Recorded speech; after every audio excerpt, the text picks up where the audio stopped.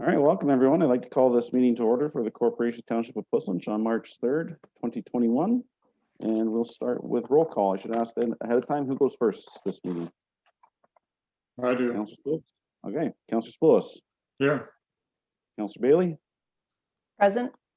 Councillor Bulmer. Present. And Councillor Goyda. I did that out of order. Sorry, Councillor Goyda. Present. No, you did it in the right order. That's right. Sorry. Okay, and we will start our moment of reflection.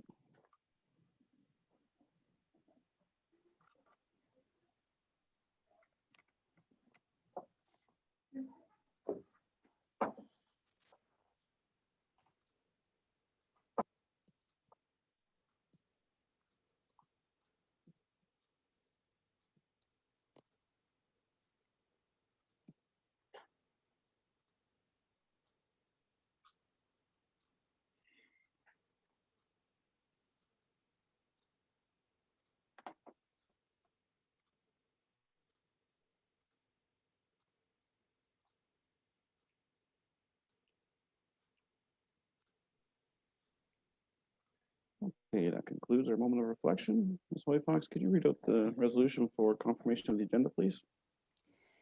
The council approves the March 3rd, 2021 agenda and addendum as circulated, and the council approves the additions to the agenda as follows. Item 6.26, Wellington County Training Officer, Regional Training Center information, and item 4.2, correspondence item 10.2, letter regarding concerns in ARCL prepared by Bruce Taylor. Get a mover for that, please. Someone. Councillor Goya, seconded by Councillor Bulmer. Sure. All in favor, Councillor Spoulos. In favor. Councillor Bailey. In favor, I saw you. I didn't hear you, but no, I still can't hear you. Having troubles here. In favor. There we go. Okay. Okay. Councillor Goyda. Sorry, Yeah, Councillor Bulmer. I'm in favor. I skipped it. Yep. And Councillor Goyda said she's in favor. In favor, yeah. Okay, I'm a little rattled. I had some technical difficulties just before the meeting, so that's fine. We'll work through it. All right. Any disclosure of pecuniary interests? Okay, seeing none. With council's indulgence, before we get into the consent agenda, we have Mr. Prince here to present 9.4, I believe. And that's in relation to our 9.3.1. With your indulgence, shall we move that up and deal with that right away? That's not the heads. We're okay with that. All right. Ms. Clerk or Mr. CAO, what's the proper order? Should we deal with the administrative report first, then have Mr. Prince present his report, or which order should we go in? Mr. Chair, I would say if Mr. Prince could present item 9.4 relating to the planning recommendation report, that would be what he would be here to present. Okay. All right, there he is. Zachary, the floor is yours. Okay, thank you, Mr. Mayor, members of council. So if council may recall, there was a public meeting held on December 14th for some of the zoning changes related to existing kennels in the township of Puslinch. The recommendation report proposes to amend the zoning bylaw to recognize 6 of 7 previously identified kennel operators that have existing kennels in properties in the township of Puslinch.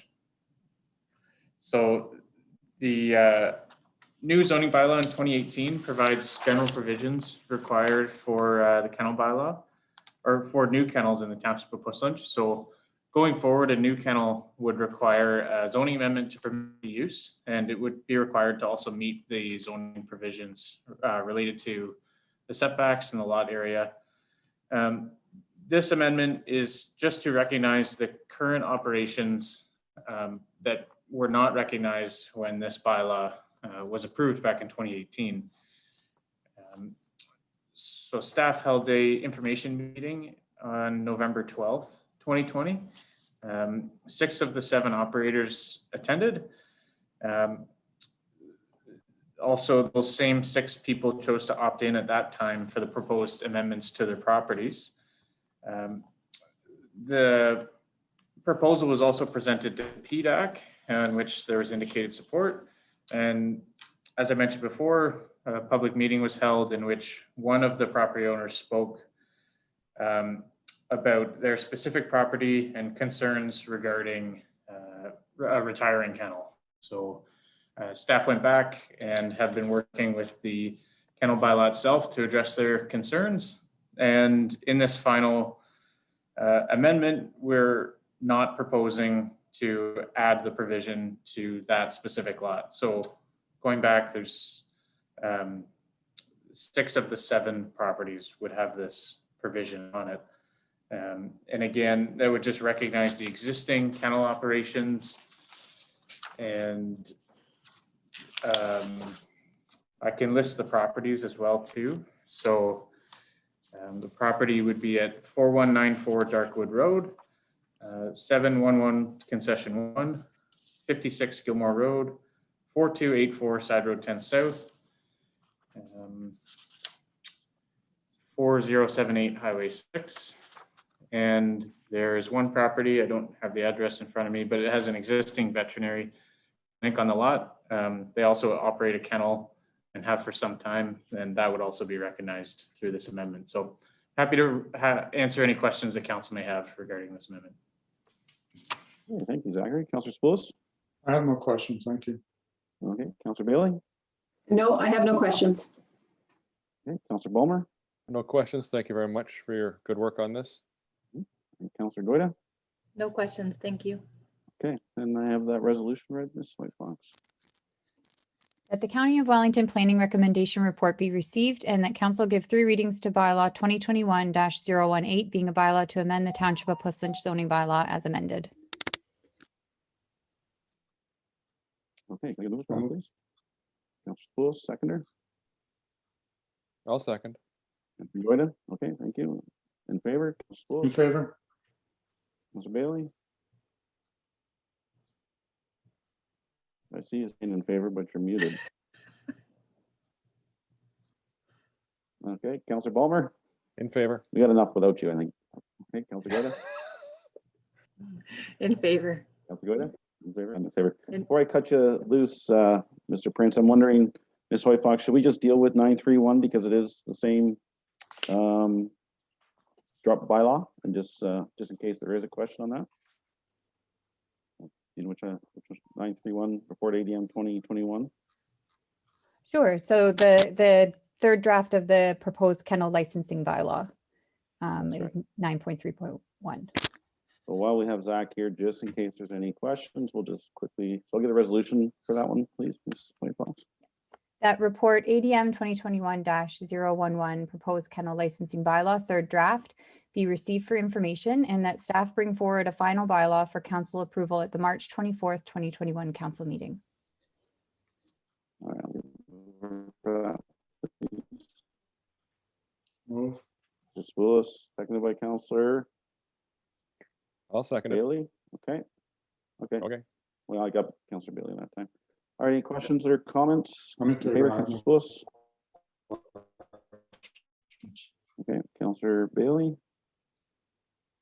Yeah, you gotta get that mic fixed. Councillor Bulmer? Yes, just a few comments. I'm pleased to see staff is working so hard to incorporate many of the suggestions made by members of council, and it is getting better. And I appreciate the fact they also included in the report that they had a target date of when they wanted to have this thing approved to help, move us along, which is often helpful.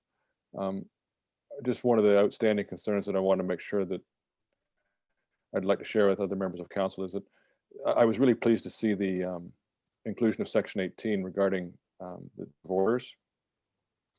But I think it's important whenever we have bylaws that include anything that has to do with taking action against a resident, that I think we got to make sure that we have a record of delivering a decision or an order or notice, especially if it means that they could end up losing their property as a result of it. If something ends up being put on the tax bill and they end up that way, I want to make sure that we have something that gives a pretty strong direction to staff that if we're delivering someone an order, they've really done something wrong, and we want to make sure that that is delivered and we know it's delivered before we take further action. So that's why I was glad to see that section added in terms of how we're going to make those notices known, and it listed all the options. I'm hoping that in the final draft we see something that, for the most egregious things, it's either in person or registered mail, so that we know it's delivered before we take further action. Thanks. Thank you. Councilor Guida. No questions, thank you. Okay, and in favor? Sorry, in favor. I believe that's passed. Is that correct, Ms. White Fox? Yes, I believe I've got that recorded. Okay. I guess not necessarily Mr. Prince's forte, but I felt that since I was dealing with kennels, if any questions popped up, that you might be able to answer them. So thank you. I think he's left, so we appreciate that. All right, on to the consent agenda. Ms. White Fox, do you want to read that resolution, please?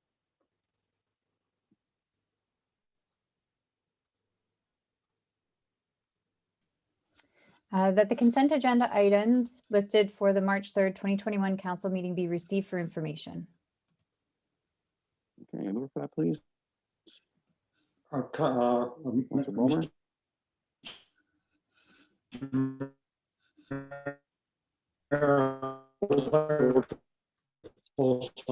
I'll move to accept for it. procedure purposes. So we'll just. Okay, and seconder, please. Okay, I will. Councilor Guida. All right, I'll just go in order that we're allowed to speak. If you have some items to pull out, Councilor Spoulos. Yes, 6.11, February 10th, electronic participation council meeting minutes. 6.14, the Morrison bypass virtual meeting. 6.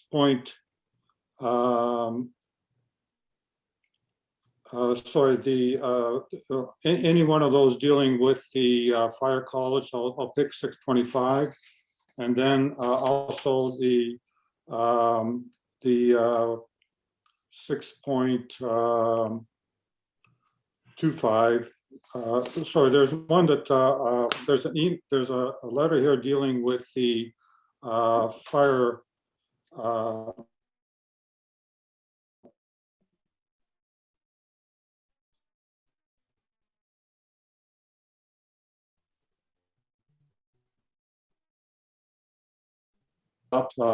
Or put forward that the county be a candidate site for the replacement college. That was in addition to the agenda. Okay, so I'd like to pull that too. Or hold it. That's all. Which number is that? Is it 6 point? No, you said 25. Mr. Clerk, which one is the one that references the regional training center? Mr. Chair, it's 6.26. 6.2, there it is. Okay. 6.26. All right, Councillor Bailey, any items you like removed? You're muted still. No. If you unplug your headset and just use your computer, does it work? Because it worked once. Anyways, you have to You're muted, Councilor Bailey. You may be on mute. try space bar. Unmute your Zoom. Maybe disconnect and reconnect. We'll just get these items pulled out, and hopefully that'll work for you. Councilor Bulmer. Yes, thank you. I'd like to have a brief discussion on the item regarding the article and from Mr. Taylor and Guelph Junction Railway and various issues that he raised regarding traffic and speed limits. So that would be under correspondence 10.2. Oh, I'm sorry. I thought it was put under the consent part. That's fine. I know it was added to the agenda. I forgot. I missed where. So that's fine. We can wait. No problem. Councillor Guida. Just 6.26, but I think Councillor Sapoulis has already asked for that to be pulled, so I'm good. Okay. Councillor Spoulos covered all the bases for me, so Councillor Spoulos will just wait couple minutes for Councillor Bailey to reconnect, and then I'll give you the floor and you can go through your items. Sure. Thanks.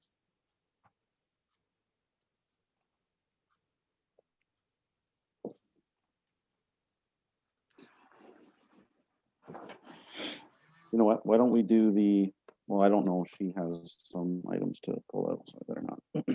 Mr. Mayor, I neglected to add 6.16, which is the Guelph Hermosa resolution regarding MPIPA plat reform. Capture that, Mrs. White Fox? Yes, thank you.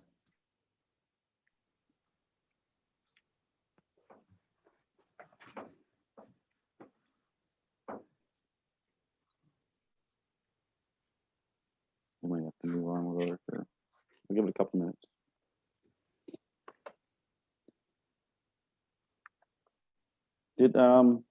Did Councillor Bailey tell staff if she had any items she wanted to remove by any chance? Not that I'm aware of, no. Nope.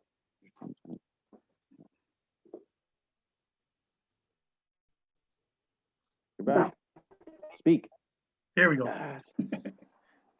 Okay, do you have any items you'd like to remove from the consent agenda, Councillor Bailey? I do. No, I do not. I didn't hear what Okay, Councillor perfect. Gorda said, but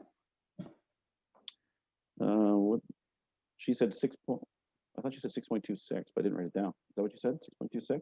Yes. I put it on the Yeah, John. okay. Oh, that's good. Thank you. And Councillor Sapoulis added 6.16 after you disconnected, I believe. Can I just confirm, did he say 6.11 as well? So I didn't. I have that wrote down, Councillor Sapoulis. I have 6.11, 6.14. Oh, point. I'll let John do it. Go ahead, John. Okay, with respect to 6.1, 6.11, there was an item on 6.23 of the agenda dealing with a letter from the county advising us of a council meeting to discuss the SWIFT initiative. That meeting did transpire, and I understand all the council attended virtually to watch the show and tell, which is great to see the support for this internet program. My main takeaway, three main takeaways I had from that presentation. First of all, they're applying for a next round of funding for the SWIFT program. It's all next round is contingent on getting that funding, obviously. There was a recognition that some of the municipalities in the county did not receive any SWIFT projects, so there's a reallocation. Looking forward to reallocate. And the last takeaway, which was very important, is that they're no longer relying on this 25 square kilometer hexagon as a criteria for the SWIFT program. So it was very, very positive. Hopefully we'll get something out of it. Thank you, Councillor Sapoulis. Do you recall how they are now determining eligibility? I believe they said instead of 25 square kilometers, they were discussing 250 meter increments. Is that correct? That's correct, yes. So that should bring the scope in a lot closer and hopefully provide opportunities for more residents and SWIFT projects in Puslinch. All right, any questions from council? Councillor Bailey? No, no questions. Councillor Bowman? Yes, thank you. Thank you, Councillor Sapoulis. I would concur. Those were some very important takeaways from that presentation. One additional one that stuck with me was how the funding broke down, was divided up for SWIFT 1.0, and it was the private sector that came to the table with about half the funding, which I think is also a good model for moving these projects ahead, or any project to try and expand internet service. They've got to be at the table and they've got to be contributing. So, because they're the ones that ultimately they're going to benefit from this beyond, as well as our residents. So,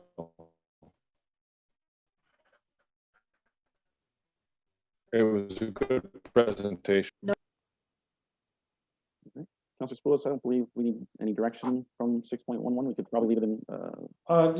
The only suggestion I would have is that I ask the staff to put it on as an attachment to the meeting minutes type of thing, so it's available for the public to look at if they're interested. Ms. White Fox, do we need a resolution for that because we separated it? It is kind of direction to staff. Yes, I have one prepared, and I will just add that staff include the presentation to the meeting minutes on the website for the public. Which resolution are you adding that to? The one just for 6.11 or for the whole consent agenda? Item 6.11 to receive it. Okay, can I get a mover for that, please? Okay, and I'll get a seconder, please. Somebody? Councilor Bailey. Okay, all in favor? Councilor Spoulos? In favor? Councilor Bailey? In favor. Councilor Bowmer? Oh, you're muted. Councilor Bowmer, you didn't. Councilor Goida, are you in favor? In favor. Give Councilor Bowmer one more shot. I don't know if he's disconnected or. Oh, I'm sorry, what was that? We're just voting on moving that 6.1.1 and that there's some direction to staff just to. Yes, add it I to am the- in favor. Yes, sorry, there were things happening in the background here, sorry. No problem. All right, so that's moved. Councilor Spoulos, on to your next item, please. The next item I had was 6.14, the notice of virtual public information center. I don't know if you want to discuss that entirely, because there's a lot of information to go through on that. Well, I can start if you wish. yeah, go ahead. Okay, first of all, the website is very informative, and there is a video that has a flyover, 5-minute video of the project. It's very good. It gives you a good feel for what's going on. If you haven't seen it, it's very good. I just want to give a brief background. The notice of approval for the EA was given in 2009. There were some conditions of approval that required additional studies to be done. The other thing I would like to add is that back in April 2017, there were 2 resolutions by council. One with respect to the connector road on the west side of the Hanlon, connecting to 34. We also at that council meeting made a decision on providing connection to a future development on that side.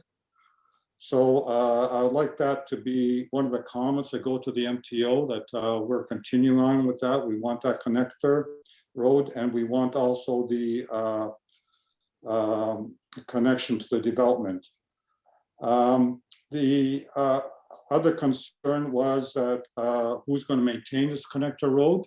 Our intent at that time was it should be either the MTO or the county, because it is a major thoroughfare. So I'd like to suggest we put that in the comments back to the MTO, that also be maintained by them. Also on April 19th, 2017, council adopted a motion that asked that the MTO include the township as a stakeholder.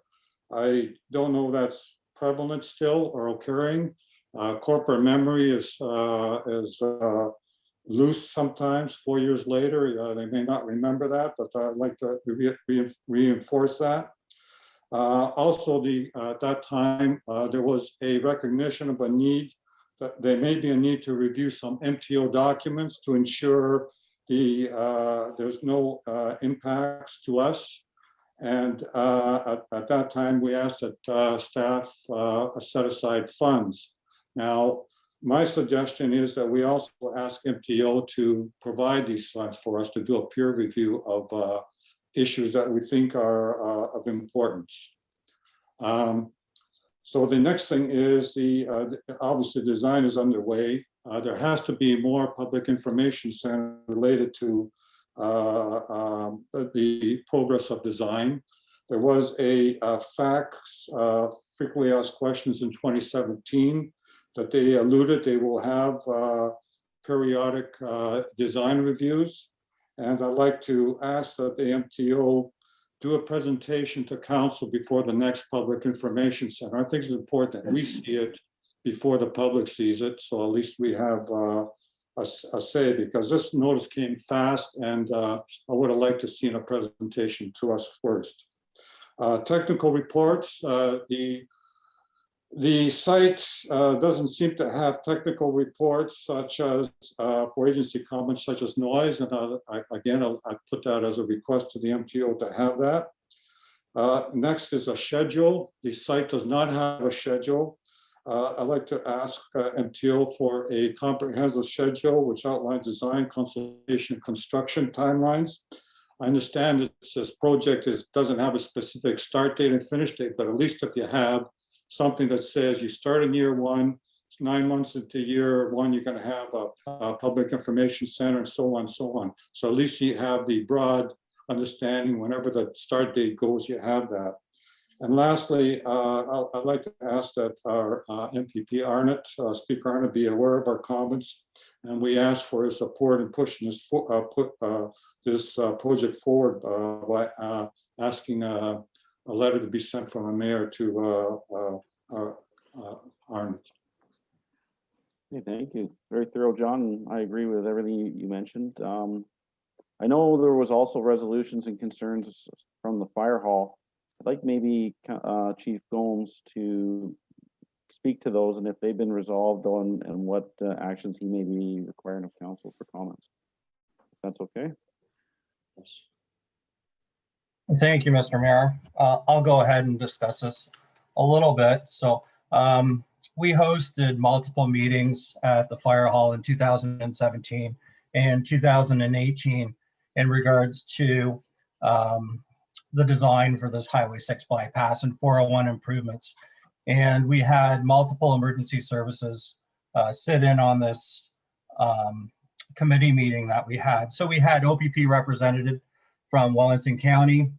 We had Cambridge OPP sitting at the table as well, because they service the 401 in Puslinch. We had the Guelph Fire Department represented, and Guelph Wellington Paramedic Service, and Puslinch Fire, of course. Oh, sorry, and also Emergency Management from Wellington County. So we heard about the design and the design process, and we had some concerns, and we actually formalized our concerns in a letter that we submitted to MTO. And we didn't receive any comments on that letter. So Linda Dixon sent a second letter, and still we received no comments back. And in reviewing the map that we see on the website, that's exactly the same map that we saw for the design that we had concerns with. So instead of talking about all the concerns, what I can do is have the CAO or our clerk send you guys a copy of the letter if you want to review it, but I'll just speak to the ones that affected Puslinch Fire directly. So have you guys got access to the map that I was discussing, the one that has the design on it? If you do, if you can pull it up, it just helps to illustrate the concerns we had. So so one of the concerns we had was if we need to respond to the 401 westbound, eastbound and east of the Hanlon Express way. Now, with them closing 34 at the Hanlon, we would have to go up concession 7 quite a bit and then down Hanlon Parkway to get on the 401 eastbound to respond to any incidents on the 401. So that was going to add quite a bit of time to us in responding to that location. Another concern we had was at Highway 6 South, entering the 401 westbound. There was, that ramp was going to be closed now as per their design. So there was going to be an extra 2 to 3 kilometers of highway that we're going to have to ask Milton Fire Department to service for us. So their response time to that location would probably be 15 to 20 minutes. So it's going to be quite a long time before they can service that area.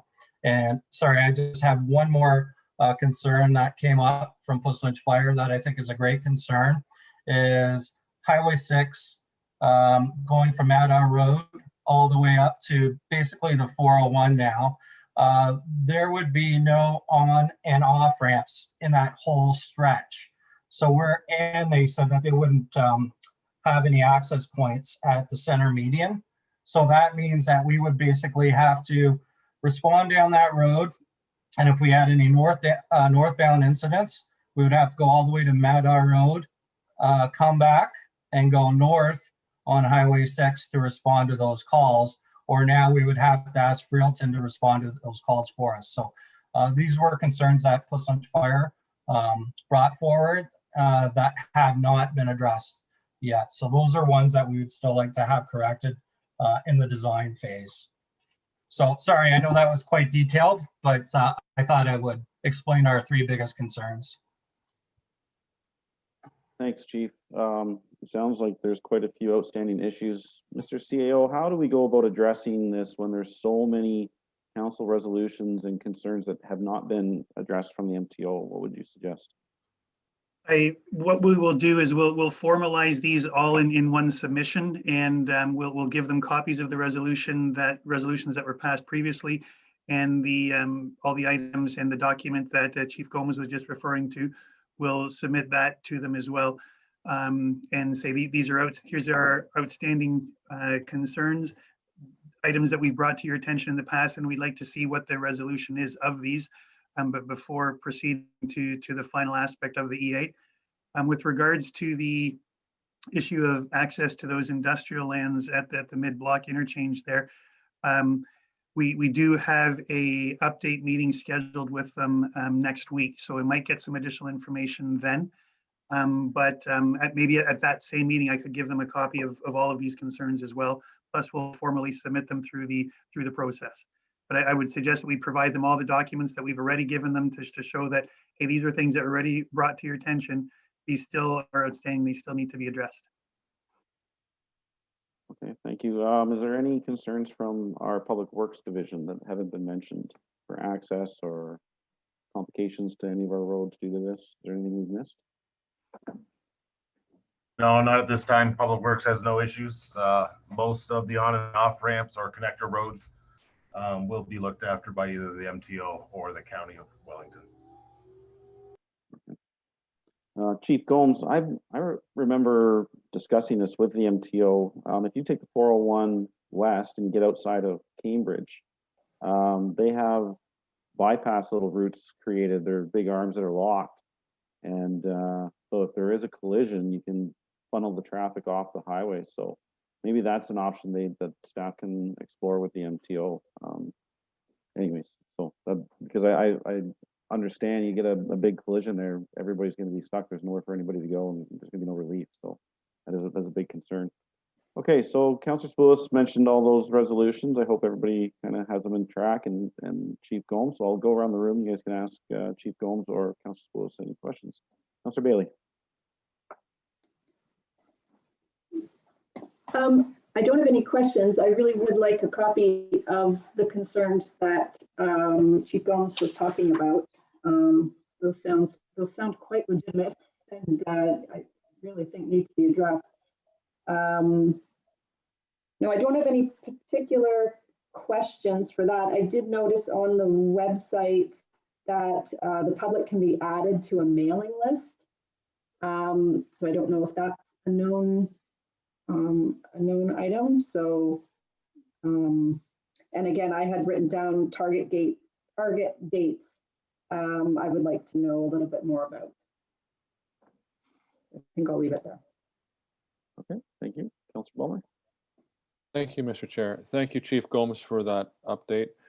Just want to clarify the three issues you mentioned. Two of the three you indicated that either Hamilton or Milton would have to extend their coverage to fill those gaps. Would that not be the same for the eastbound 401? We'd have to ask Cambridge to cover east of the Hanlon because they're already covering up to the Hanlon, or right now, is that correct? That's correct, Councillor Bulmer. Yes, thank you. That's very observant. So, I think what we would have to do is we'd have to do some response time testing to see if Cambridge could get there faster, or Puslinch with the new design. So that's something that would have to still be determined. But that would be based on testing. Thank you for clarifying that, because this is in the mornings when I hear the traffic reports, and I can tell you guys are obviously out in the 401. I know the people who are out there relying on your service don't know where everybody's coming from.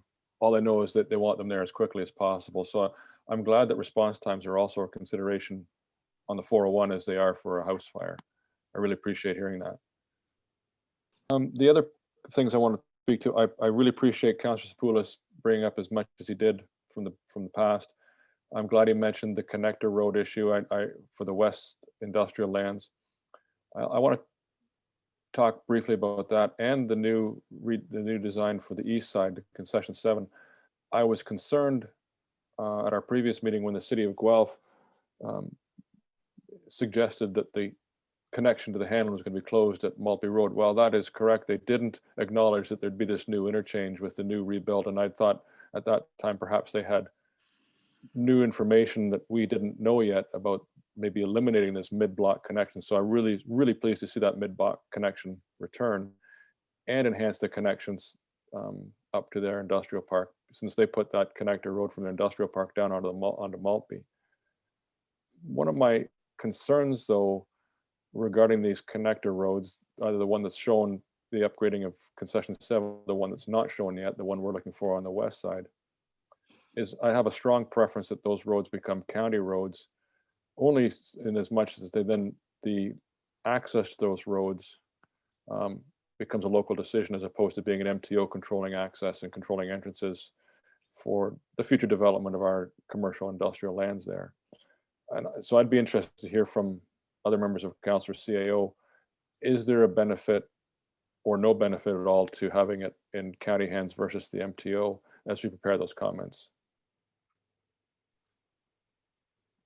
Okay, thank you, Councillor Bulmer. Councillor Goda? No, I have no additional comments. Councillor Sapoulis and Councillor Bulmer and Chief Gomes have done an excellent job of outlining some of the concerns. Councillor Sapoulis mentioned that he would like to have perhaps a presentation at council. Would that perhaps be another opportunity to bring this list of concerns forward, to perhaps put a little more emphasis on I guess the requirement for these to be addressed with the planning process? I would hope it would be, so I would be in support of definitely having that presentation at our council meeting. Okay. Councillor Sapoulis, did you want to speak to Chief Gomes' comments or any further comments? I'm fine with Chief Gomes' comments. Would you like me to comment on Councillor Bulmer's comments? Yes, I would leave that up to staff. To me, it's a staff decision.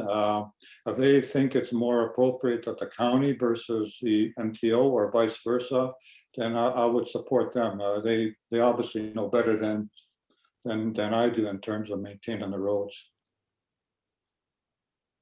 Councillor Bulmer?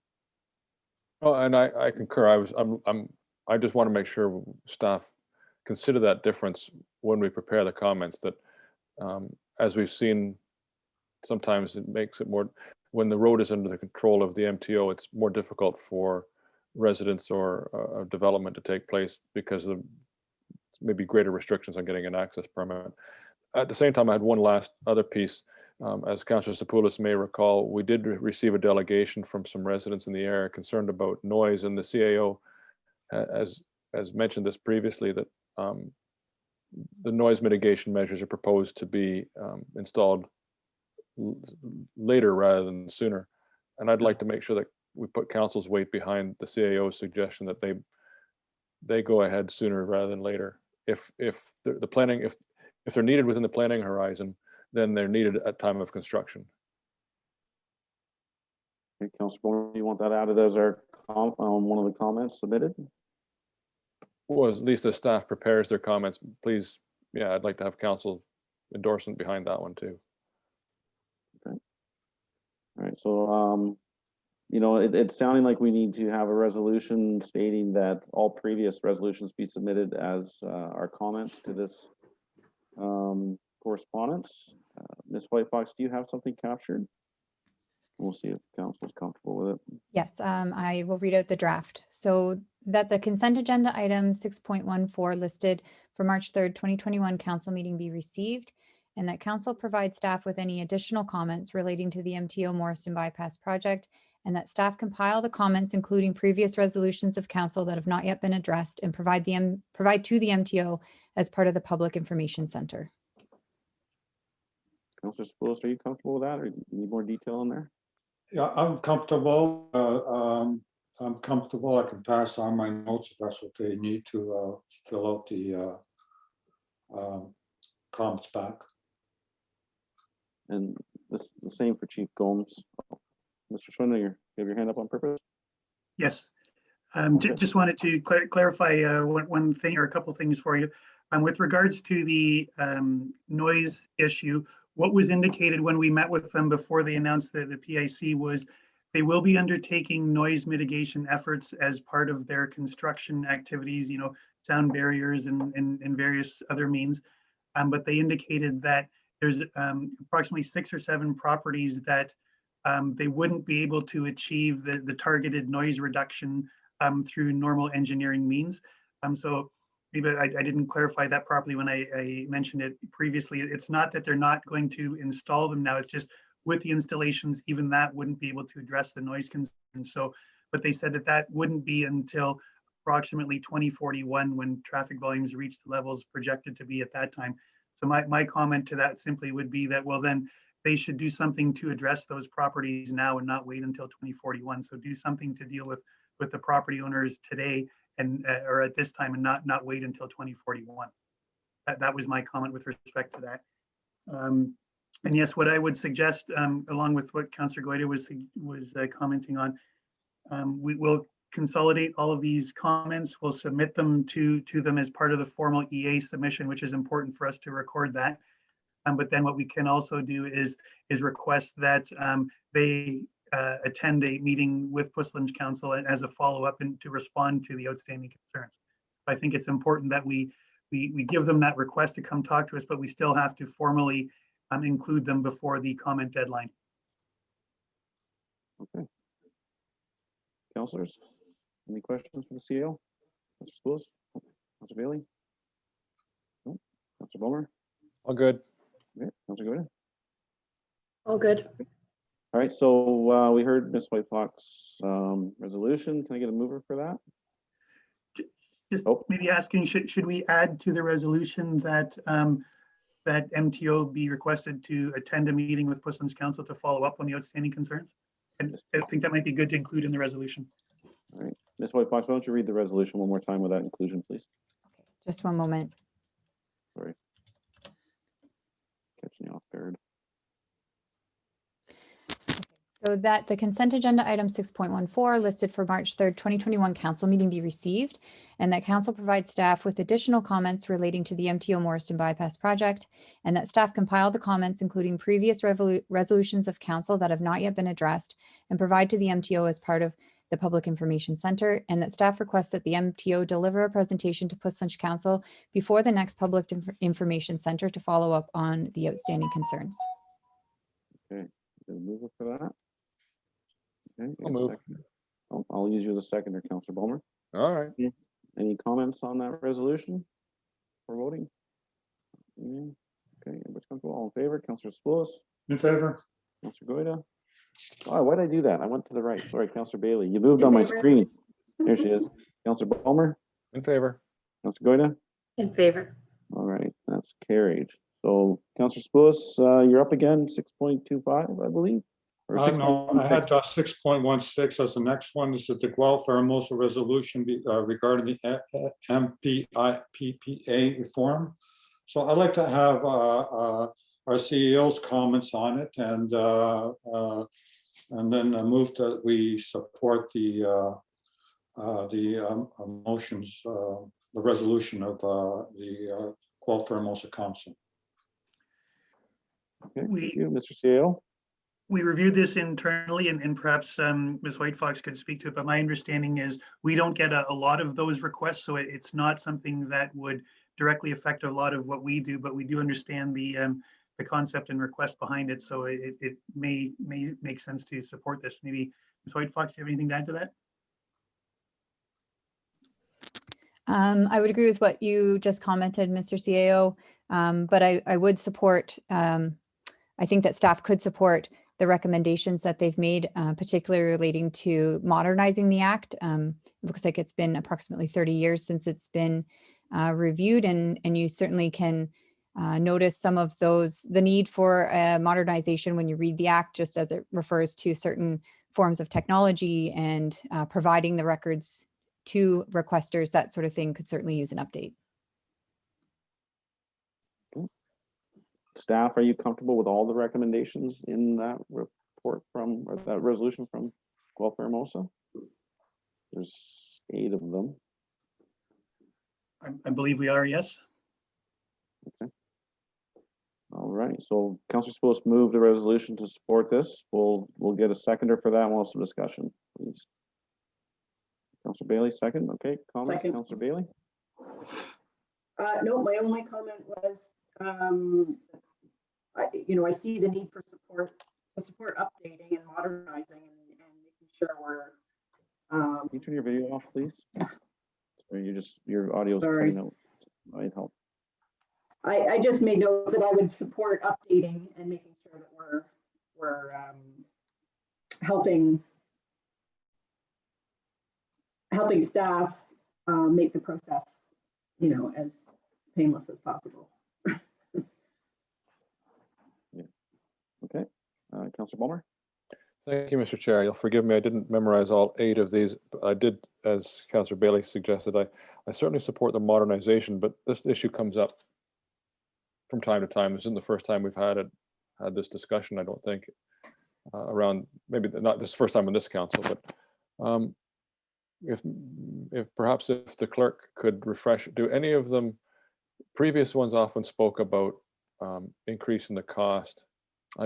While there is a cost for the municipality to provide the service, it's the cost of providing accountability and transparency. And while we haven't received a lot of requests recently, there have been times in the past when we've received a number. So I know they can be burdensome to staff, but I just wanted to confirm that none of these recommendations will have a chilling effect on the public feeling that they have the ability to access information that they feel they need.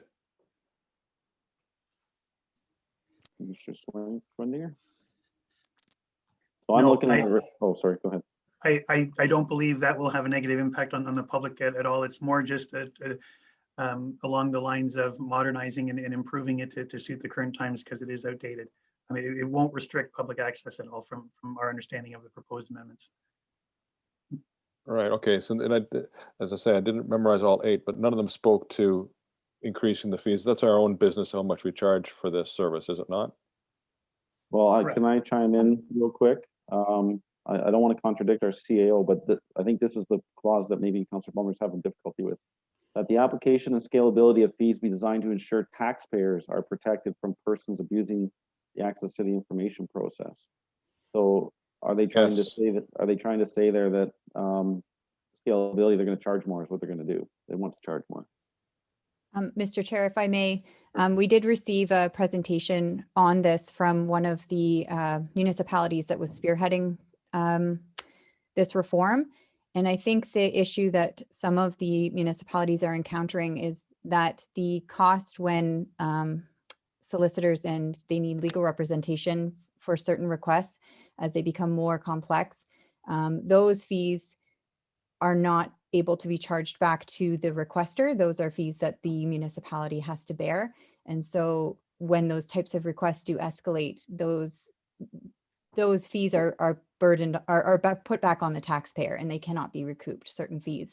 So the Act does set out and prescribe the fees that are charged and can be charged for certain, for very specific reasons, whether it be for research relating to it. And so that's what that item number 6 refers to. I can comment a little bit that we have introduced a new process and a new fee for routine disclosure. So this process that the township just recently introduced as part of the 2021 user fees and charges bylaw, it actually allows us to have more information, more records released as part of a routine disclosure, and we can avoid the FOI process where it's appropriate. So I think that's really helped the township and staff in terms of the timing and resources that are needed to facilitate an FOI request. We can now take a large number of those and they can simply be put through the routine disclosure process. So just let me try and get some clarity on this. If somebody files an FOI and a township, for whatever reason, the corporation decides they don't want to release the records, and then we need to get legal advice and we start incurring costs by getting that legal advice, is that number 6 intended for us to be able to charge the person that, not charge, like to collect monies from the person or people that filed the FOI for those fees? Is that the intent of number 6? I think that they're looking for a review of what can be charged back to the requester. Yes. Okay, so Councillor Bulmer, does that clarify it a little bit? And then, Well, you've identified exactly my concern, Mr. Chair. This is, at some point we have to recognize that accountability has a cost, transparency has a cost that is built in, inherent in running a public corporation like a municipality. And I don't think access to information should be dependent on your ability to pay. It's inherent in being a resident that. So that's why these types of clauses concern me. It doesn't mean that I don't support the rest of it, but this speaks to protecting one class of resident as opposed to another. So I have. Thank you for pointing out which one it was. I knew there was one in there. I just couldn't remember which one it was. So I couldn't support the inclusion of that. So thank you. I'm leaning your way as well, Councillor Bulmer. I've been the recipient of FOI requests. I think this council is aware of that. And I've used it to gain information on lands and aggregate industry. So, it is a very inexpensive way to get information, but it does provide a service to the community. And I'm not supportive of the entire document without number 6 in it at this point. So I'll just go around the horseshoe. Councillor Schools. Number 6 is designed, as our clerk Hoyt Fox has mentioned, designed from frivolous people asking for frivolous information. So it's continue asking and asking. We've had individuals who continue ask and ask and ask, and it becomes a little bit onerous, and then the effect of we have to start getting to legal opinions. I don't want that to be charged back to the residents. I don't think that's fair that the resident be charged something from somebody who may or may not be in the township and asking for this information. That's a good point. They don't have to be residents to file an FOI. Councillor Bailey, any comments on that?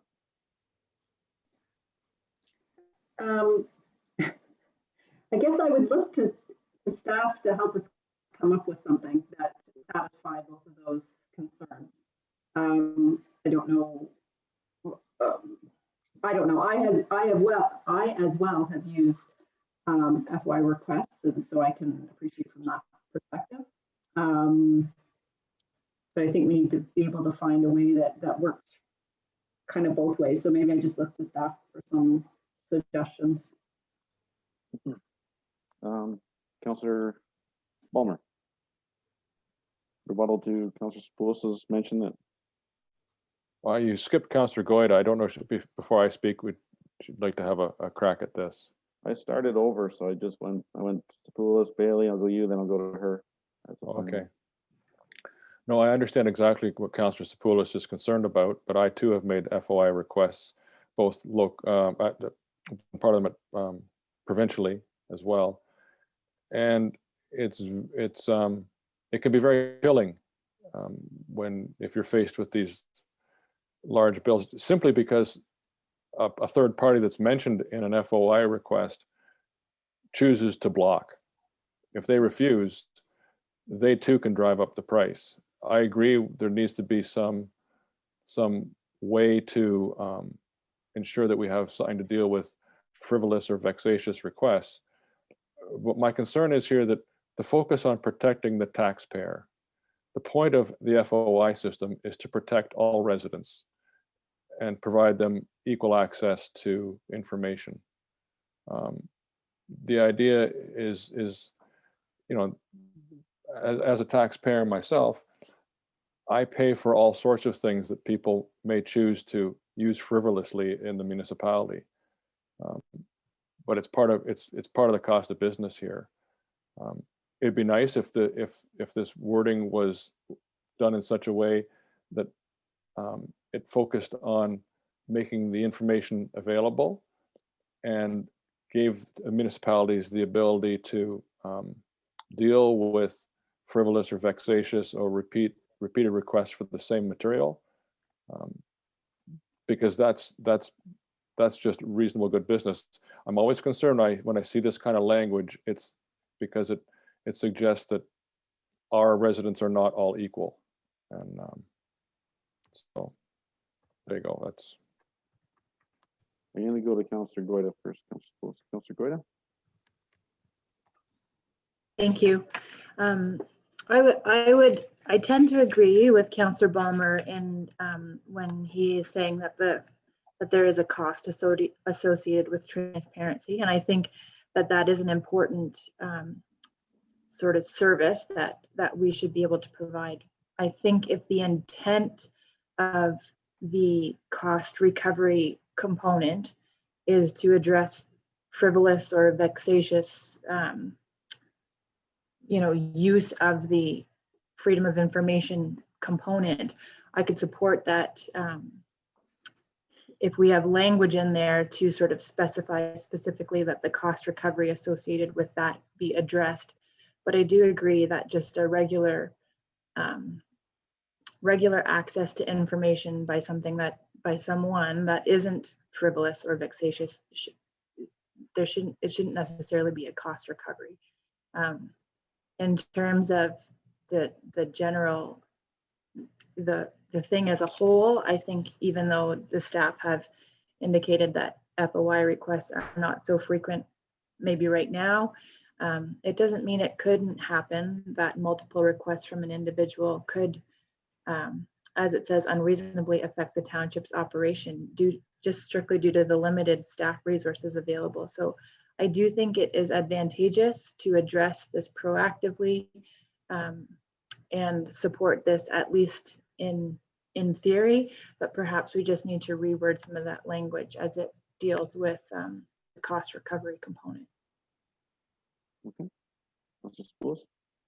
Yes, okay. The clause says establish a threshold, review the threshold. So it's not as if we're going to throw out requests for information are done normally through the course of business.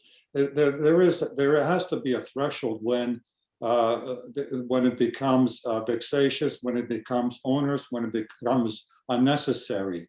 So all this says is they want to review a threshold and establish a threshold. So I really don't understand the concern that Councillor Bulmer is making.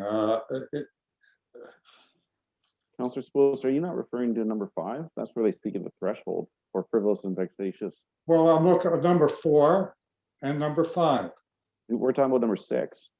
Okay. And that's the same thing from persons abusing the access to information process. To me, that's part and parcel of 4 and 5. So if you're vexatious, you're frivolous, you're abusing the freedom of you're abusing the FOI process. So who determines if it's frivolous or vexatious? Well, I'll leave it up to staff, but obviously there is a process that they're looking for to establish it through the ministry, and there has to be some guidelines established, and it's the application of those guidelines to or adoption of those guidelines by staff. If I could, Mr. Chair? Sure. I'll be more clear. My issue is particularly the idea of for the protection of the taxpayer. The service there's a cost to it.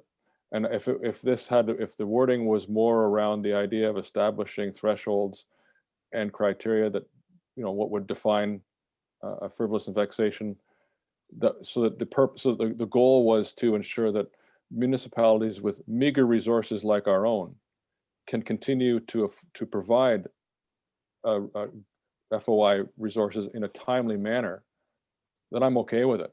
If we're doing these things to ensure that we can deliver the service properly as needed, I'm all okay. If we're doing this just to protect the taxpayer, then we're doing it for the wrong reasons. That's what I have a problem with. Yeah, I see where we're at right now. We either got to, we can receive it for information, or we can have a resolution to adopt it, support it as is, or remove that clause. So I'm looking for a member of council to make a resolution, and we'll see which one flies. Okay, I move that we adopt it as an entirety. Thank you. And can I get a seconder for that? Councilor Goyda, seconded. All right. So we've had plenty of discussion on it. It's it's important, but it's in the future. This hasn't even been rewritten yet. So let's, Councilor Bailey, are you in favor of adopting it as is? Yeah, is one of the options not to just save it for information? It sounds like there's a little bit more discussion that needs to happen, and maybe some clarity with terminology and definitions. Well, we have a resolution on the floor to support it as written, and it's been moved by Councilor Spoulos and seconded by Councilor Goyda. So you have to decide whether you want to support it, or you can deny it, and then possibly put a resolution to receive as information on the floor after. And but for clarification, supporting it doesn't mean it's being adopted. Correct. It's just supporting the resolution of welfare MOSA. Sure, I will support it then. Is asking for a review of it's a big acronym, Freedom of Information Process. Okay, Sarah says yes. Councilor Bulmer? No. No. Okay, Councilor Goyda? I would support it as is. Okay, and that's a win anyways, and I would support it. I'm going to put my faith in the staff that they would determine whether they're frivolous or vexatious and apply the charges appropriately. So that passes as support. Okay, Councilor Spoulos, I think you're on to 6.25. So I'd like to suggest a link to two, the 6.25 and I believe the 6.26, the letter regarding the county suggesting that we apply for the college being located in the county. So I'd like to ask Fire Chief Gomes to comment on these two aspects. Okay, Chief Gomes. All right, thank you, Councillor.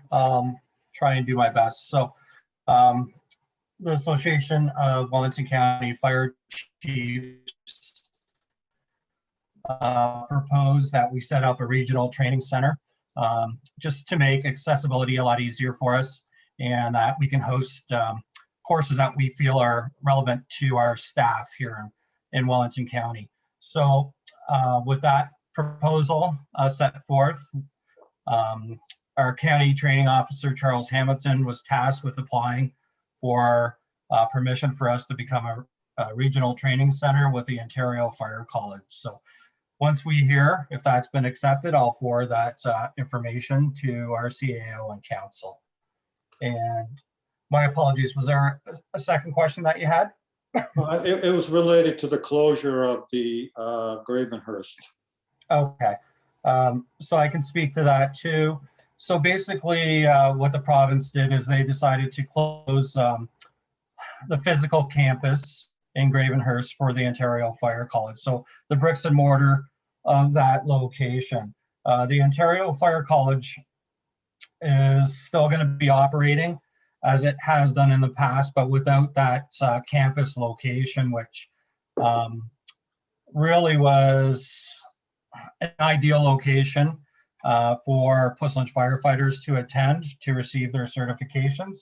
However, we're making positive changes to try and assist with that closure, and creating a regional training center in Wellington County is one of those. So what we've also done is went ahead and we started through learning contracts with the Ontario Fire College to offer NFPA certification for certain courses. And we started that last year. So last year we certified, I think it was approximately 10 firefighters as pump operators through NFPA 1002. And then also about 10 firefighters, once again, sorry, I don't have the exact numbers, on incident safety officer certification. And we did that in-house. So just to give you an idea of what it costs us, we still pay the $65 tuition fee to the Ontario Fire College as they're overseeing the process and the certifications that are received. And we have to incorporate the cost of the instructor through our operating budget. So luckily we had instructors in-house to do this, so they were just paid their hourly rate to accomplish these certifications for our staff. So I think it was a fairly cost-effective way of doing business for us, and we'll try and do that in the future. So I do know that we will be applying for more learning contracts, and what the college has also offered is that if we don't have in-house instructors to teach these courses, that they will provide instructors for us. And we're hoping that's within the $65 tuition fee that we were charged in the past. So one of the situations we might come across, though, is if courses aren't offered through our regional training center here in Wellington County, and we cannot provide them through a learning contract in-house, that we might have to send firefighters to other regional training centers, and we have no control of their costs. So they are charging anywhere from $250 to $800, depending on the course, for tuition. So obviously we'll have to limit the amount of firefighters that can attend these courses, and our goal is to, as I mentioned, provide them in-house or through the Wellington County Regional Training Center if it does get approved. So I hope I answered your questions for now. You have. I have another question. How can we as council help you? Would a resolution supporting the creation of a regional training center in the County of Wellington be beneficial? Oh, that's a very good question. I don't know if council can assist, but let me reach out to our training officer, Charles Hamilton, and see if he would like that assistance, and if it is part of the process in applying to become a regional training center. So I'll get back through the CAO to council in that regards. Okay. Thank you. Councilor Bailey? Sorry. Thank you, Chief Combs. That answered a few of my questions that I had here, just in terms of the impact of the training of any of the Puslin Fire members. I had a question here about the training, sort of a training budget. Is there any cost savings by not sending to the Gravenhurst location? That's a good question, Councillor Bailey. It's too soon to tell. So when we were sending firefighters to the fire college, we would either provide our fire department pickup truck or cover their mileage. So we had that cost that we had to deal with. But other than that, and tuition and paying for their wages, there was no additional cost. Where now, throughout this new model, I don't know if that'll be the same. We will probably save definitely on mileage. And then as far as overnight accommodations and meals, that was provided at the fire college in Gravenhurst. So accommodations will probably not be provided. We'll look for opportunities to do courses in-house or as locally as possible. So we'll just have to wait and see. But what I do predict is that we might not have as many firefighters attending these courses as we have in the past. But we'll try and maintain our budget as it is and not ask for any increases unless we have to. But one of the other components that we have to consider is through our fire department establishing and regulating bylaw. There's certain levels of service that we provide to our community, and we have to make sure that our firefighters are trained to those levels of service. And what was proposed a few years ago through Ontario legislation was that services that are provided, that the firefighters providing those services are trained to that NFPA level. And that's something we are going to try to attain before our hands are tied through the province to do it and mandated to do so. So over the course of the next few years, we'll be trying to establish that through very economical means. Thank you. Councillor Bulmer? Thank you very much, Chief. First thing I thought of course, when I started reading these and hearing about it on the news was Captain Updegrove. I believe he was an instructor at the college, was he not? Council Bulmer, that's correct. He's what's called an adjunct instructor or associate instructor. So there's over 100 of these instructors in the province, and they're still going to be utilized for their level of expertise through the fire college. So this is an example. So if our regional training center gets approved in Wellington County and we require an instructor from the college that specializes in the content that's being delivered, then they'll go through their list of associate instructors and provide those instructors to the regional training center. And that being said, we are lucky to have John Updegrove as one of those instructors. So the 2 in-house courses that we did have last year, he was one of the instructors for those courses. So we do say there is some cost savings for us by having these individuals trained to that level and holding that designation. Thank you, and pass our gratitude on to him for investing his time in becoming qualified for those kind of services. Will do. Thank you. Okay. Councillor Goda? Thank you. And thank you for the information. I was going to suggest, similar to what Councillor Sapoulis had said, that we perhaps as council write a letter to the Ontario Fire Marshal to support the application to have our local fire training program recognized as a regional training center. But perhaps that should be left up to Chief Gomes, whether he thinks that's appropriate. But if it helps in supporting that cause, then I think it's something that our council should support. Thank you.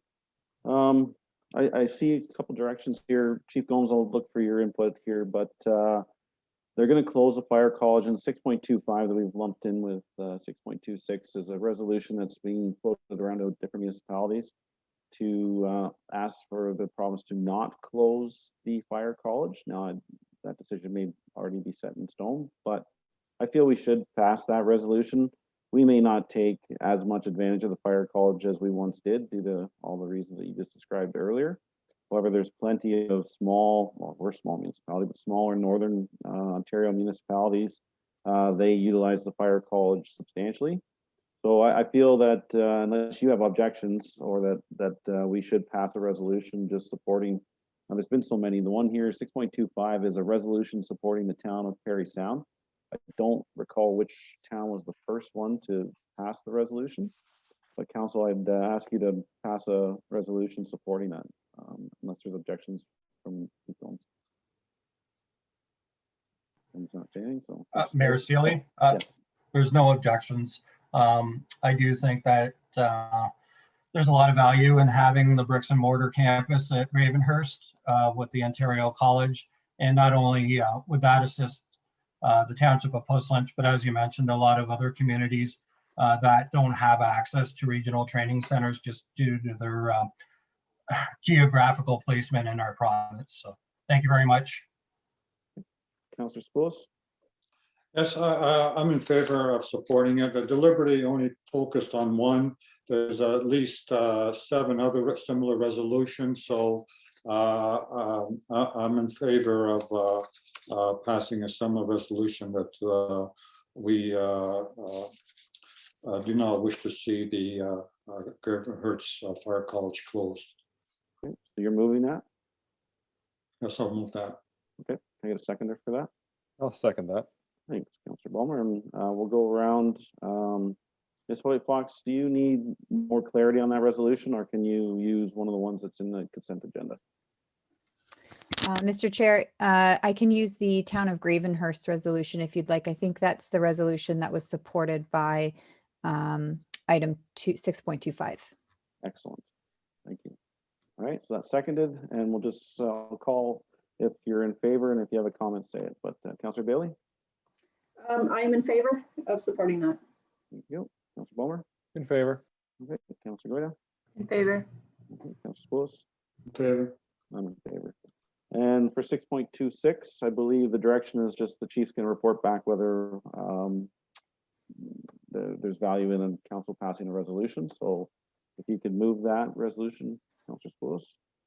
I'll move that. Perfect. Can I get a seconder? Councillor Goida, and I'll call that all in favor. And if you have a comment, you can say it first. Councillor Bailey? In favor. Okay, Councillor Ballmer? In favor. Councillor Goida? Favor. And Councillor Spoulos. In favor. Well, that's carried. Thanks, Chief Gomes. I don't know. Councillor Bailey, my chicken scratch here. I believe you had 6.26 identified as well, or did I write it down improperly? Do you have any items? Was it Sarah or was it Jessica? Oh.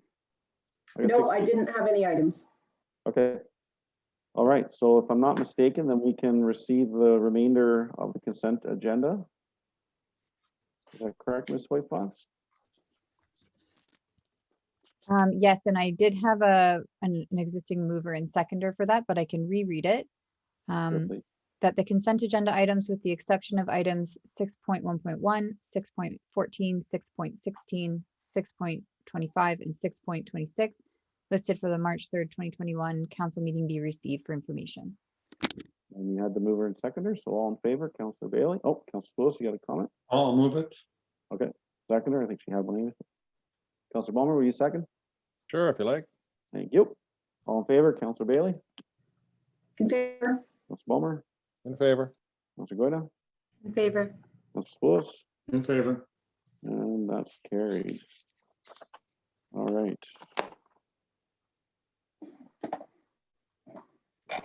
Delegations, none. Public meetings, none. Fire and Rescue Services, since you're on the hook, anything you need to speak to us about, Chief Gomes? How's your COVID situation with your staff, and not specifics, but Well, hi, Mayor. I appreciate having the floor. COVID situation, we've got one of our firefighters is COVID positive in Puss Lynch. Those that have had some contact with this individual are in self-isolation. So we were able to accomplish that through the contact tracing that we have in place in the township. All the individuals are symptom-free right now, which is a good thing. And it's only affecting a few staff. So we're fully committed to providing the services that we have been in the township. how's morale? How's everybody dealing with the pandemic? It's been a year of this craziness. Is everybody okay? No? Yeah, it's a little hard to tell. So when it comes to mental health, we're doing the best we can, and there are resources available. We're still doing virtual training, which is supplemented on the weekends with a little bit of practical training when they're doing truck checks. So that helps a bit. But as you know, our staff are usually individuals that like hands-on training. So I know that they're missing that and the team atmosphere that we have. But thanks for asking, but I think everyone's good. Yeah, Chief, it presents its challenges. City of Guelph, they recognize you can't, where I work, if you don't train and then you have an incident, then you're putting yourself at risk of getting hurt. Or so if you want to have the training, but then they did a training scenario and ended up causing a whole bunch of people being isolated. So I don't envy your position. It's definitely difficult times, and we do appreciate everything you and your members are doing. And if there's anything council can do for you to support you, don't hesitate to ask, because I feel we have a little ways to go yet still. So that goes for all departments across the corporation. Emergency management roads and parks, we have nothing. Recreation department, none. Correspondence. I Yes. think you've missed a few there, Mr. Mayor. Oh. 9.2. Oh, I did. I'm sorry. How did I do that? Sorry. Yes. Sorry. I had a squiggle here. So yes, 9.2.1. We have the audit planning report. That's Ms. Hassan. And I'll give you the floor. Okay, so this is just an annual audit planning report that's prepared by our auditors, BDO Canada. We are currently in the process of completing our year-end audit with the hopes of presenting to council the financial statements in late March or early April. And so this is just a regular yearly report, and I welcome any questions that council may have. All right, Ms. White Fox, can you read the resolution? So that should have done that maybe first. That the Township of Puslinch Audit Planning Report prepared by BDO Canada be received for information. Okay, can I get a mover for that? And then you can ask your questions. Councillor Spoulos, Councillor Bailey. Okay, questions. Councillor Bailey. Or sorry, man, I am off my game. Councillor Spoulos. No questions. Okay. Are you in favor then? Councillor Bailey? Any questions? Sorry, No, technical difficulties today. I just had one question in regards to the audit strategy. My basic question is just, as a returning client, is the identification and risk assessment step like performed the same, or is this sort of as a returning client, there's kind of an already understanding of how the corporation is running? So Councillor Bailey, it is consistent to previous years. Just with impacts of COVID-19, there is some additional testing that the auditors have to do, but it is pretty consistent to previous years. Okay, thank you. No problem. Councillor Bulmer? Thank you. Just one question. I noted that one of their notes, their estimated fees were based on the nature of the company's operations being essentially the same as the previous year. Considering COVID has altered the nature of our operations, how much do you think this will impact their fee? So we have had these discussions with the auditors. The fee is consistent to previous years, so it hasn't impacted the fees because it is an impact with a lot of their clients. So Thank you. no problem. All right, Councillor Goyda? I have no questions. Thank you. All right, so all in favor, Councillor Spoulos? No, you're muted, but I saw you move your lips. Councillor Bailey? In favor. Okay, Councillor Bulmer? In favor. Councillor Goyda? In favor. I'm in favor, and there's Councillor Spoulos, you're in favor? In favor. Thank you, that's carried. All right, next one is EDM 2021-12, 9.32, council meeting schedule, correct? Mr. CEO, who would like to speak to that? Clerk Ken. Ms. Whitebot? So we've just brought back a revised copy of the meeting schedule. As it's noted in the report, we've made a couple changes just as it relates to conflicting schedules with the budget meetings and with our regular council meetings on the new 3-week frequency. So those changes are noted, as well as the March break, which is now scheduled in April, I believe the week of the 12th. And so we did have a regular council meeting scheduled, I believe, on the 14th. So we're just proposing that be moved to the 21st to accommodate the March break.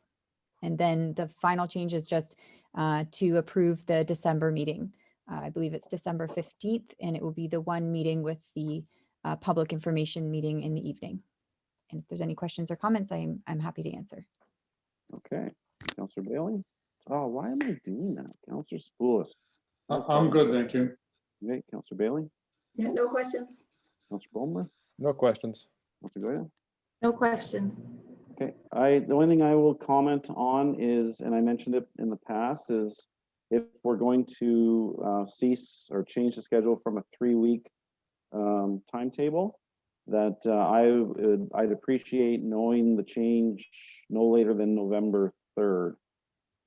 So the 17th, 24th, and 15th would stay the same. Those wouldn't change. I just, for my work schedule, we choose our holidays near the end of October. So I'd appreciate knowing our schedule for 2022 by November 3rd-ish at the latest, please. So I'll get a move. Did we vote on that now that I've babbled? No, Mr. Mayor, we don't have a mover or seconder yet. Okay, can I get a mover for that, please? Councillor Spoulis, seconded by Councillor Bailey. All in favor? Councillor Spoulis. In favor? Okay, Councillor Bailey, In favor? Councillor Bulmer, In favor. and Councillor Goida. In favor. Okay, that's carried. Next is 933. And is Justine here, or is somebody else going to speak of that? Yes, thank you, Mr. Mayor. I can speak to it. So this is the first report coming out of the Recreation Committee. They're looking to bring forward reports on a quarterly basis. And this is the first report that would also include the proposed goals and objectives for the committee for the remainder of the term. And we're just looking at this point to get endorsement from council on those goals so that they can move forward. And you'll note in the report as well, they've noted which items could potentially have a budget implication and also which items they have established subcommittees for. Councillor Goida, did you want to add anything for council's consideration since you're on the rec committee? Sure.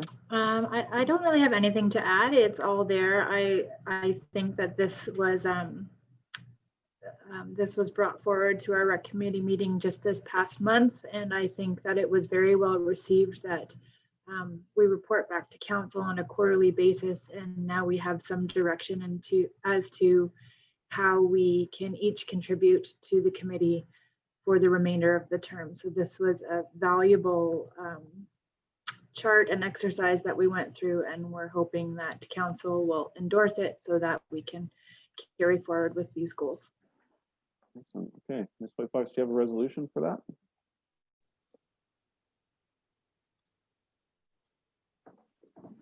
Sorry about that. Yes, that report Rec 2021-001 regarding the Recreation Committee proposed goals and objectives for 2021-2022 brought forward by the Recreation Committee be received, and that the proposed goals and objectives as presented be endorsed by council, subject to further information being provided by the Recreation Committee on initiatives with budget implications. Okay, I'm gonna move for that. Councillor Spoulis, seconder. Councillor Bulmer. I'll move or second or whatever you want. Thank you. All right. Comments, Councillor Spoulis? Yeah, it's a very good schedule. The only question I would ask is of staff. The items that have budget implications, they're suggesting to report them generally in September. Is that enough time for our financial staff to include it in our budget documents that we will be receiving in September? Yes, Sam.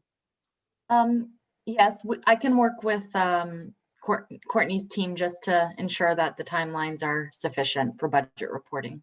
Great. That's all I have. Thank you. Councillor Bailey.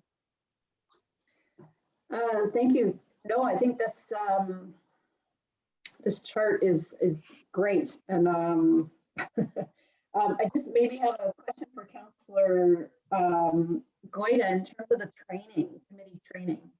Can you comment on what that might entail? You're broken up. Councillor Bailey, might be difficult for her to hear you. Just curious about the training.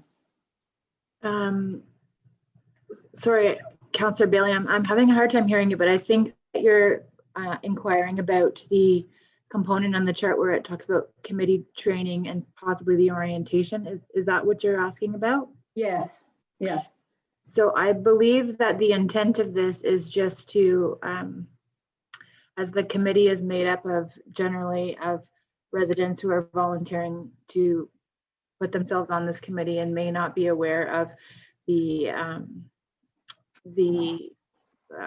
what's the word I want to use, the mandate of the committee, that there would be some kind of training as to, you know, similar to what council goes through in their orientation.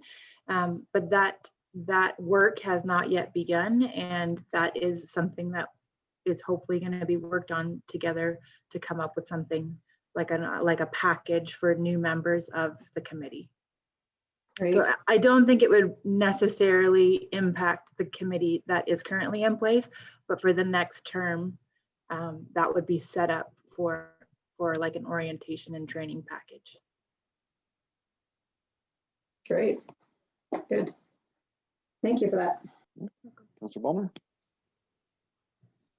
Thank you, Mr. Chair, and thank you, Councillor Goida, for working with the Rec Committee and staff to bring this together and bring it to council.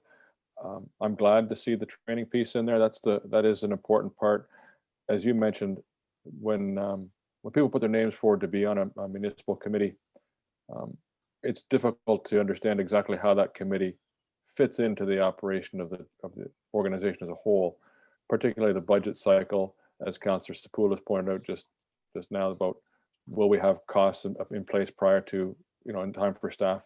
Our committee members need to know that there is a cycle to the operation, and it helps them guide their discussions and making sure that things, if they mention something at the wrong time, it may take a year to come to fruition. And so I think it's great. I look forward to seeing the new and improved Recreation Committee come to life, particularly, as you said, the next term we'll start to see the fruits of this effort. So thank you.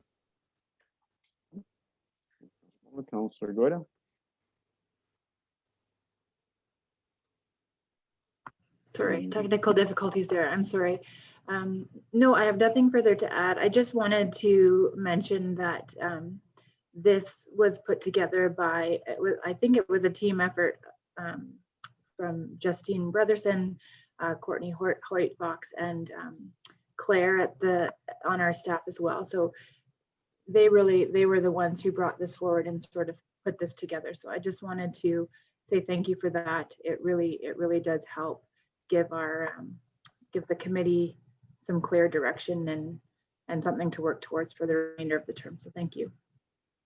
Okay. All right, so we'll call the vote. All in favor? Councillor Bailey, Councillor Stapoulis. In favor? I don't know why I keep doing that. Councillor Bailey, In favor. Councillor Ballmer, In favor. and Councillor Goida. In favor. And I'm in favor, that's carried. All right, now we get to go all the way down to correspondence because I already did 9.4, 9.5, 9.6, and 9.7 out of order. So that's good. The first one is growing the green belt. Mr. Schwendinger, do you want to take a stab at that first? Or Sure. okay. Okay, so as soon as we were notified of this item, discussed it with county planning staff, and long story short is what they are doing is this is a similar issue that was brought forward previously a few years ago, I believe more than one occasion. So what county staff are doing is they're preparing a report to go through their planning committee and then go to county council. We should have a copy of the report probably within a week or so. And then the suggestion would be that that report would then come forward to Puslinch Council to take a look at it, to see if they support those comments, if they have any additional ones that they want to make. And then we as Puslinch Council, or you as Puslinch Council, sorry, as the municipality, we could then submit those comments to the province within the deadline that they've stipulated of April the 19th. So it is an important issue. We do need to look at it from a number of aspects. There's obviously some things to consider with this, and we're trying to get the information to you that helped make a decision when this issue came forward before. Then you can consider that. You can add any additional comments, make your decision before we submit the comments. Okay, thank you. Councillor Spoulos. Yes, I'm glad the staff have jumped on this. It's a very important issue for us. It has serious implications for us as a township. It has the potential to limit our growth, affect us economically, and render us unsustainable. So I'm really glad that our CEOs got the county engaged and moving forward to put together a comprehensive response back to this proposal. Thank you. Councillor Bailey. Hope you can hear me. I echo those comments as well, and I look forward to seeing what the county planners have in their report. Thank you. Oh. See her. Oh, there we go. Councillor Bulmer. Thank you, Mr. Chair. Yeah, this is, I'm always torn on when we get asked this question, and even more so now since the last time we were asked. We now have source water protection policies that cover much of the township.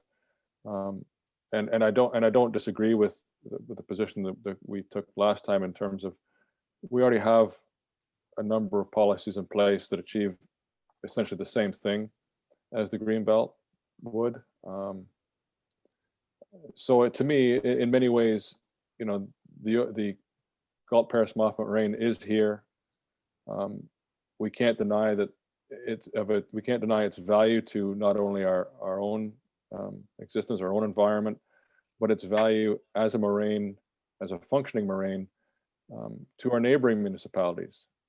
Both Cambridge, Hamilton, and Guelph all have source water protection areas that extend, or either begin and or extend into the township. Not all of it, of course, in the Galt Paris Moffat Moraine, but still, I understand the objective of the Greenbelt is reported to protect the natural environment. Yet at the same time, you know, if I look at the reality of what's happened in the part of the township that is already in the Greenbelt, and probably if I look at the last 10 or 11 years, the only new aggregate applications that have been approved and large fill operations all occurred within the Greenbelt, much to the shock of the neighbors and residents that lived in those areas, which creates one of the other challenges associated with it, is that it suggests to people that it's going to protect them from everything or anything. But from my core values, I believe in stewardship of the land, and the Greenbelt is focused on stewardship of the land. So this is where I'm torn on it again. I believe in its objective, but at the same time, I struggle with what actually comes out of it. As people may not recognize that in terms of preserving the countryside, that's largely to ensure and maintain access to the natural resources, be it water, forests, or aggregate. And but it's also the only provincial policy that has a foundation to give it maybe a different image as the Greenbelt Foundation does. To that end, again, our municipality benefited from having part of the Greenbelt here in the township. When the farmers market was starting up, because Post Lynch was part of the Greenbelt, that farmers market qualified for funding from the Greenbelt Foundation, which helped it get established and get off the ground, which it otherwise may have had to seek from other levels of government. So as you can tell, I'm torn on this. I look forward to seeing what the county comes forward with as recommendations. But I think the approach we took last time was balanced. We didn't just say yes or just say no. We had a position, and in the off chance our position was not the way the province went, we also included recommendations. So I think last time we said we didn't support the expansion of the Greenbelt, but if they chose to expand it, we put some conditions that we'd like to see that would preserve our opportunities for continued commercial or industrial growth and to make use of the Highway 6 and the 401 interchanges. So anyway, it's going to be an interesting process again. So thank you. Thank you, Councilor Bowman. Councilor Goyda. Thank you. I just wanted to, I guess this is perhaps a question for our CAO. The county has indicated that they will have something to the member municipalities in advance of that deadline of April 19th. And we have a council meeting on March 24th, but not again until April 21st, which is after the deadline. So I'm just wondering if there's any indication as to whether we may have those comments to be able to review prior to our March 24th meeting, or if we need to sort of temporarily schedule in a special council meeting to formulate some comments just to ensure that we can get something in prior to that deadline. Our goal is to have it to you in time for the next Porcelains Council meeting. But given the importance of this issue, yes, if we don't have it in time for that one, then we will look at scheduling a special meeting to deal with the issue. But our goal and what the county is aware of is we're trying to get it to you so you have it within the next 3 weeks. That's the goal. Okay, thank you. From my understanding, the comments will be presented to the planning committee on Friday, Councillor Goyda. And then, as you're alluding to, they likely won't be truly adopted from committee of a whole until the 25th. However, I wouldn't anticipate any changes to them. So likely we should have them in time. And as you mentioned, we could have a special meeting. But I want to echo Councillor Balmer's concerns, because I printed off the environmental registry, and it references that the Greenbelt is to, under the context, is to provide access to the resources. And one I highlighted here, it says allows critical new infrastructure and upgrades to existing infrastructure needed to serve the substantial growth projected for the greater Golden Horseshoe, be permitted to subject to strong environmental conditions. So this is very much an attempt to, in my mind, to protect the resources for growth in other areas. But I also see it as an opportunity to protect Puslin as an entity. If the Greenbelt ends up being added right up to the southern border of Guelph, it would be less appealing to Guelph in whatever year, 20 years from now, 50 years from now, annexing, because it won't, as far as I understand the way it's written and proposed, is that they wouldn't allow land swapping boundary extension into the Greenbelt. So that would maybe mean that Puslin would survive as its own entity from the pressures of a large urban center near us.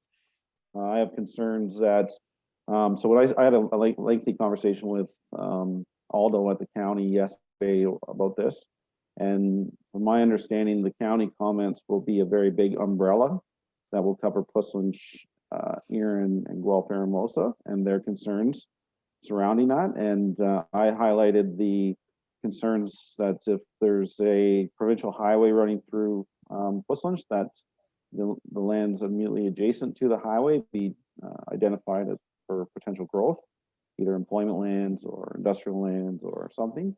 And all those direction to me yesterday was that those are the things, once we see the county report, that we need to be a little more specific on in our comments. And the other one, and we'll need an answer from staff at the county on this one. And Councillor Bowman might be able to speak to this as well. I was told that the implications to the residents in the Greenbelt on the secondary ag could be significant.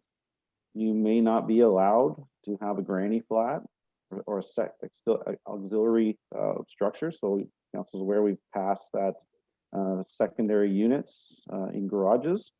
That may not be allowed in the Greenbelt. So if that encompasses a very large portion of our township, and that raises concerns. But I was speaking with Councillor Bulmer about that, and we kind of believe that there's already been some secondary auxiliary buildings put in on the Greenbelt. So I really want some clarification on that, because it's important to me that people of our township have the ability to age at home, and if their kids want to move home and have a secondary unit to look after their parents. And if adding this land to the Greenbelt makes that not possible, well, that's a concern for me. So those are my comments, and I believe we're just going to, I'll get Ms. Whitefox to read the resolution. Anybody has any further comments or questions for me? No? Okay, Ms. Whitefox.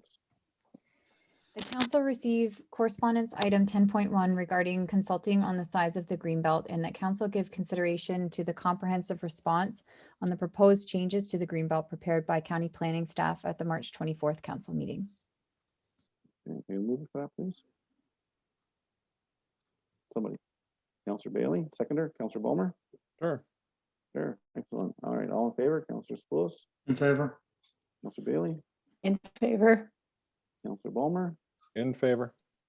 Councillor Goida. In favor. Okay, that's carried. All right, now 10.2. This is the letter from a resident in Arkle. Councillor Spoulos, you asked to have this placed on the agenda, so I'll let you maybe speak to it first. Yes, I asked it to be placed on agenda because I think it's a very important issue to the residents in Arkle. Councillor Goyd obviously lives in that area. She can speak to it in greater depth than I can. But certainly, I think this requires an active investigation by our staff to see what can be done. Every resident in Puslinch has the right to enjoy their property free from noise and all other issues. So there's 3 issues noted on this letter. There's traffic issue, which I had replied to Mr. Taylor that it's being undertaken as part of a comprehensive traffic study that supposedly will be available for us to review in the summer. The 2 other issues are the Guelph Junction railway noise and the operations thereof, and also the shooting range. So my motion would be is to refer this matter to staff and to liaise with the appropriate people at the city of Guelph and any other authorities that would be appropriate to do so, and to come up with a try to come up with a proposed solution. I don't want to politicize it at this time by having us involved. To me, if we get in there politically without staff having the opportunity to do so, it could raise a lot of eyebrows from the political side in the city of Guelph type of thing. So it's best to keep it at a staff level this time, see what comes out, and hopefully it comes to something that's appropriate. And my motion would also put in there that the CEO at his discretion invite the mayor to any such discussions that he deems to be appropriate for him to attend. Okay, thank you. Councillor Bailey?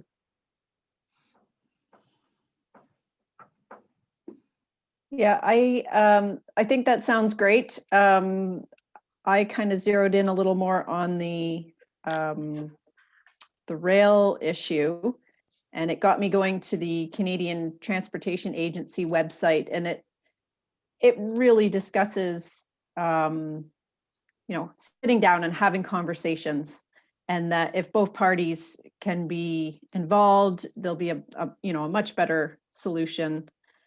So I would like to encourage that conversation as well through staff. Councillor Bulmer? Thank you. I agree. This is in the direction that we've been going already. We've been discussing, I know staff have already had discussions with the city of Guelph recently. The CAO has already raised the issue of developing agreement with the city.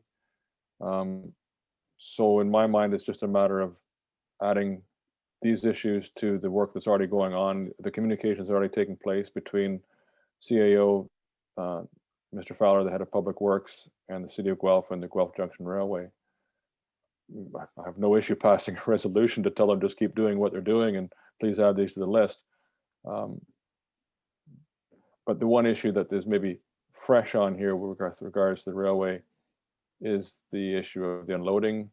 And I think they can handle that. As Councillor Spoulos suggests, this is for staff to deal with at this point, which I believe they've already been doing. There's also the issue of the speeding that was raised in Orem Drive, which we've already committed to addressing through the traffic studies coming up. So I think that's well in hand. The issue of the firing range, well, I must during the last campaign, they were using it. I was surprised how loud it is there, especially in the fall when the leaves are off the trees. It is a lot. It's a lot louder than I would have expected. It was as loud when we used to use in basic training when we were at the firing range at Petawawa or Ipperwash or down at the lake. It was almost as loud as when we were, those of us that were holding the targets while other people shot at them. It was almost that loud, and I was surprised. So I'm glad he raised that issue, and I must admit it made me more aware of the noise that I create when we do trap shooting here on our own property or we're hunting here. So it's not an activity that's unexpected in the countryside. And so I think Councillor Poulos again is right. We don't want to politicize it. This is shooting and hunting, and these are the things that do occur in rural areas. But do we know if it has, as a firing range, does it have the same noise protection as the Galt Rod and Gun Club, which you can hear, but not as clearly as you can the Guelph range. So I have no issue supporting this, and I encourage staff to keep working on these issues as they have been. So thank you. Thank you. Councillor Gordon? Thank you. So I mean, obviously I live in Arkell, so I can understand exactly where these comments are coming from. I do agree with Councillor Sapoulis that at this time, I don't think it's something that we should politicize, and that staff should be encouraged to work through them. I would say though that in terms of the train operation and this loading station specifically,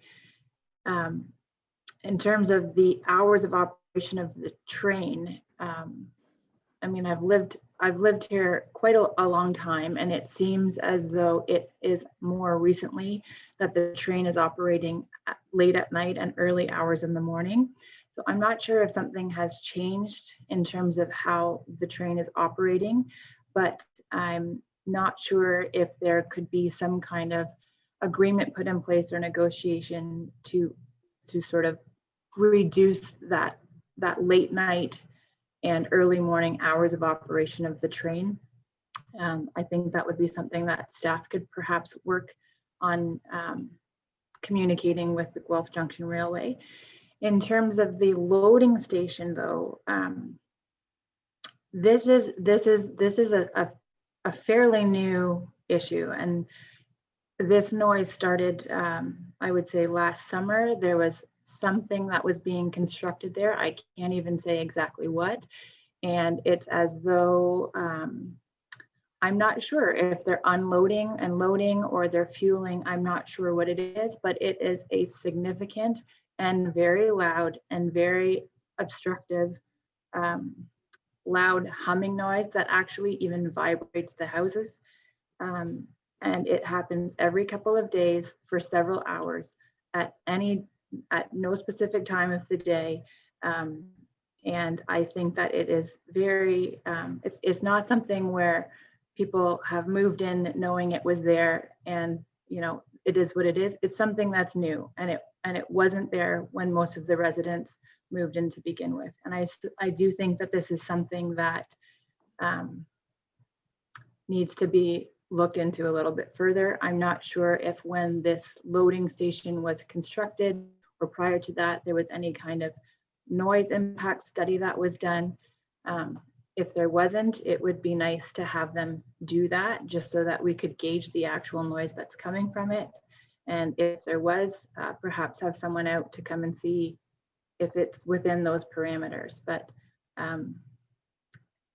that specifically, that particular component is very disruptive to rural living. And I think that all of the residents of Arkell would appreciate that specific item be looked into because it's new.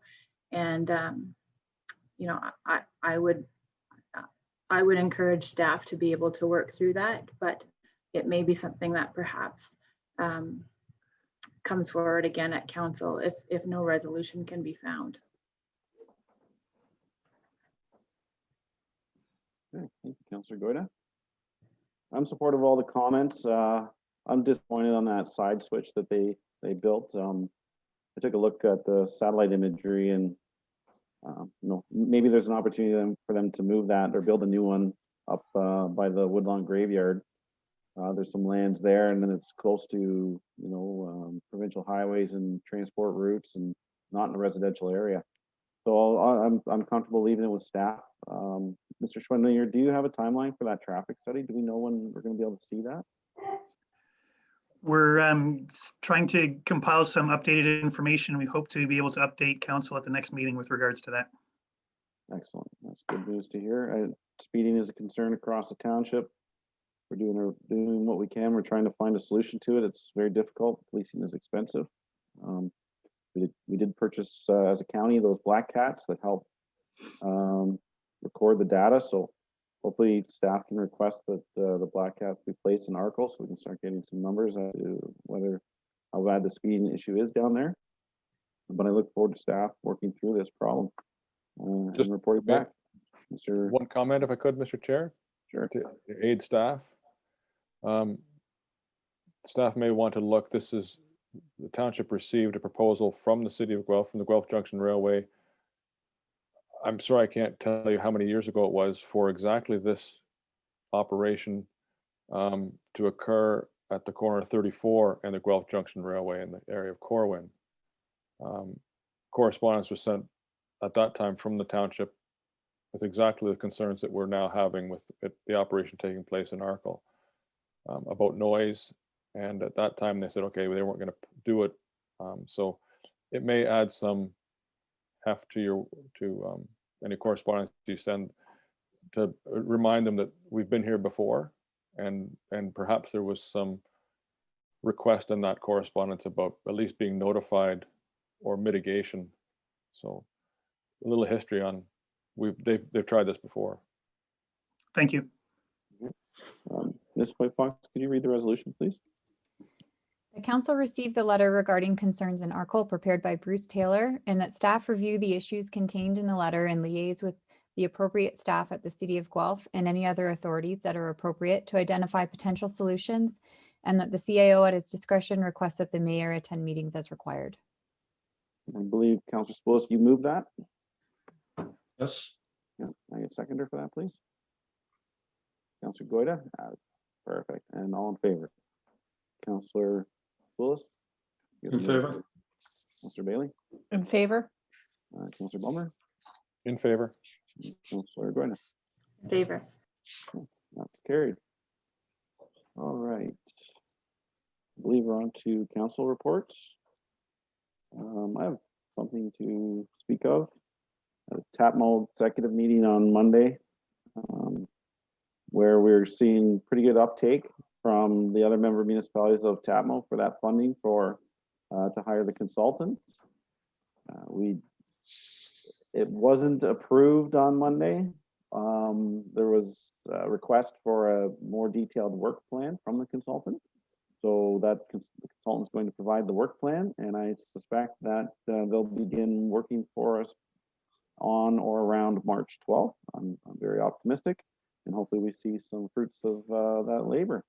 And so I was a little nervous that maybe the uptake from the other members wouldn't happen, but it seems that people are seeing the good work we're doing at TAPMO, and we're advocating for all municipalities across Ontario, essentially. And I look forward to getting this consultant work for us. Any council members have some reports? Councilor Spillis?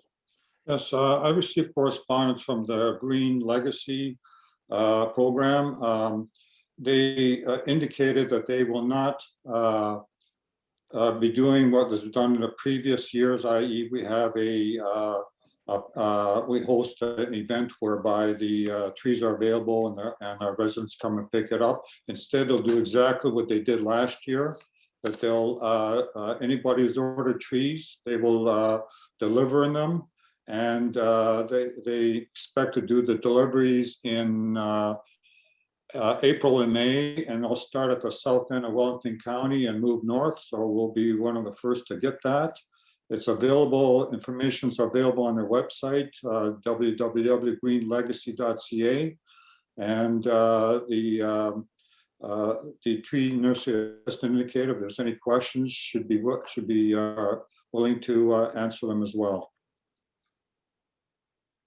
Excellent. Thank you, Councillor Spillis. Any other members have some updates? Well, if any of council is driving down Back Street and look on the west side of my house, they're probably 30 to 40 feet tall now, and they were all green legacy trees that I received when I lived in Aberfoyle. I transplanted them, so it's actually helped my lawn substantially because they act as a barrier for dandelion seeds. I don't have to pick as many dandelions now. It's great.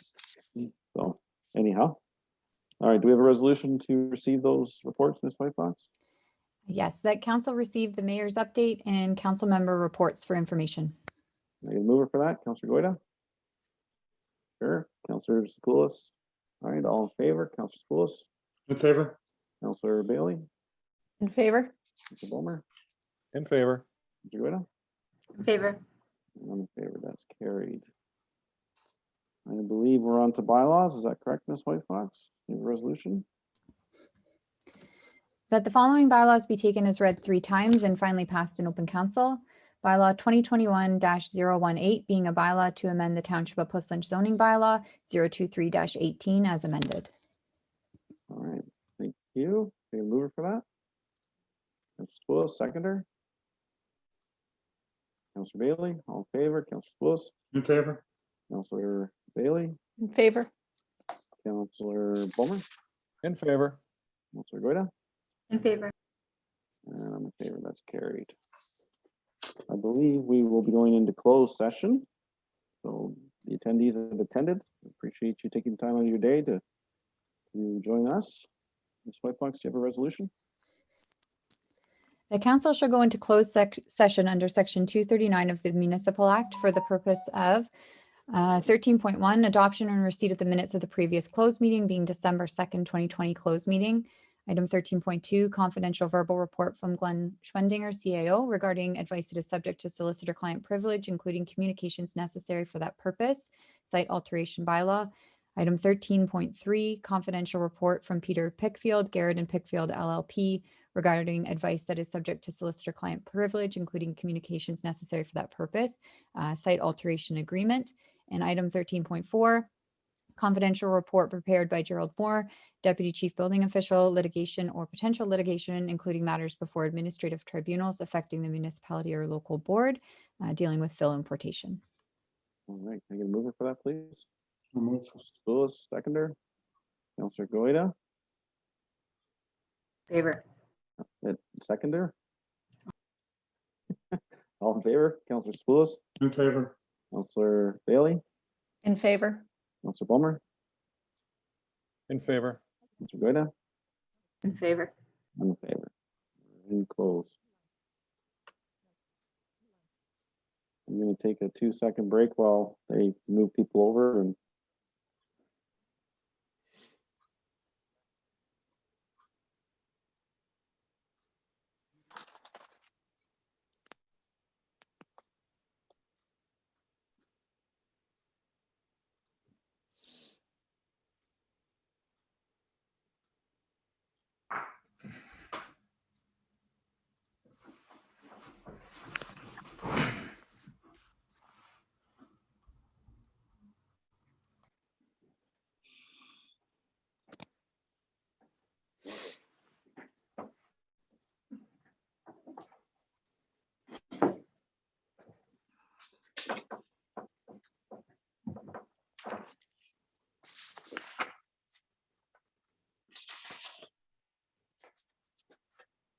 I believe the recording is still on, Ms. Whitefox.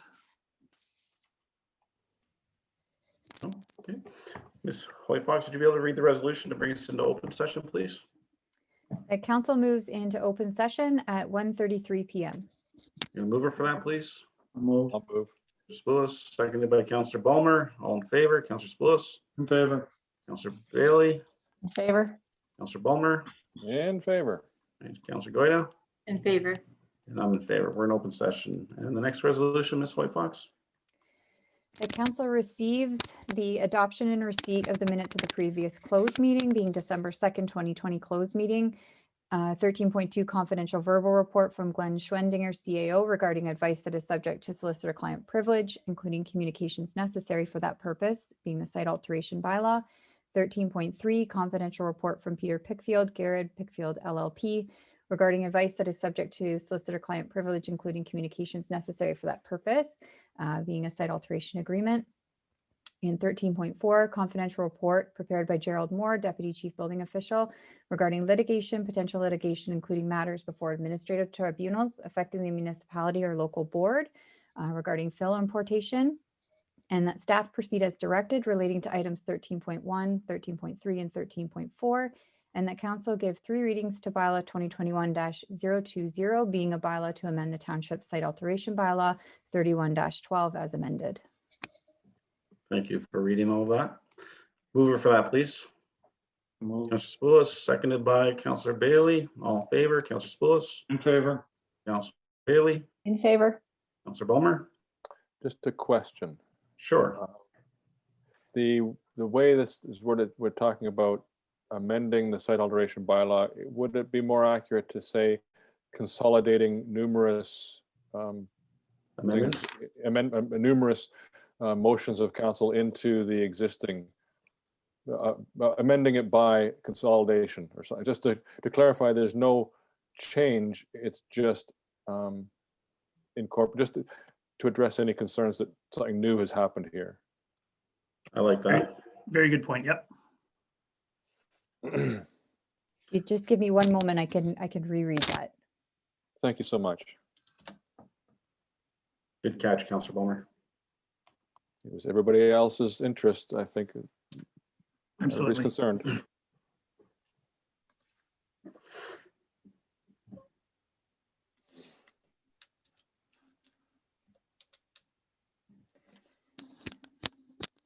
So please let me know if this sounds a little better, that council give 3 readings to bylaw 2021-020, being a bylaw to consolidate the various amendments to the township site alteration bylaw 31-12. Oh, that have occurred Have been passed or Or yeah, the various, previously been passed by council. okay, as listed at the beginning of the proposed consolidation. Now we're getting to 2 or 3 pages here. I've always said it's important to get it right. Yes, to be clear. Yeah. okay. So the council give 3 readings to bylaw 2021-020, being a bylaw to consolidate the various amendments previously passed by Coast Lynch Council to the township site alteration bylaw 31-12. I like that. Thank you. Okay, I'll get a new mover for that, please. Councillor Spoulos, still, Councillor Bailey, are you comfortable seconding that? Yep. Okay, all in favor, Councillor Spoulos, In favor. Councillor Bailey, In favor? Councillor Bulmer, In favor. all right, Councillor Guida. Thank you very much, Councillor Bulmer, for the clarification. I'm much more comfortable with it and I'm in favor. I'm in favor as well. Excellent.